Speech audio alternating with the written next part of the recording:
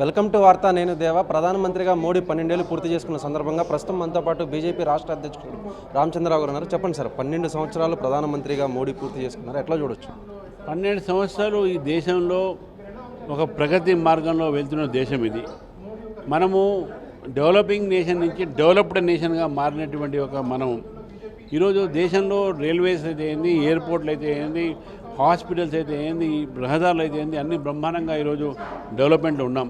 కాబట్టి భారతీయ జనతా పార్టీ ప్రభుత్వం వికసిత భారత్ వెళ్తూ ఉన్నాం. కాబట్టి ఈ 12 సంవత్సరాల్లో జరిగినటువంటి ఒక ప్రగతి దేశంలో గతంలో ఎప్పుడు జరగలేదు.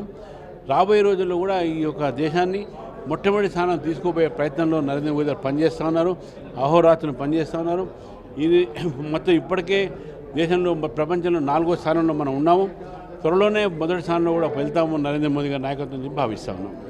చూశారు కదా, మొత్తం మీద కనుక మనం చూసుకున్నట్లయితే ప్రధానమంత్రిగా మోడీ అన్ని రంగాల్లో కూడా న్యాయం చేస్తున్నారని అయితే మాత్రం బీజేపీ రాష్ట్ర అధ్యక్షుడు రామచంద్రరావు చెప్పుకొచ్చారు. కార్తీక్తో దేవ, వార్త, హైదరాబాద్.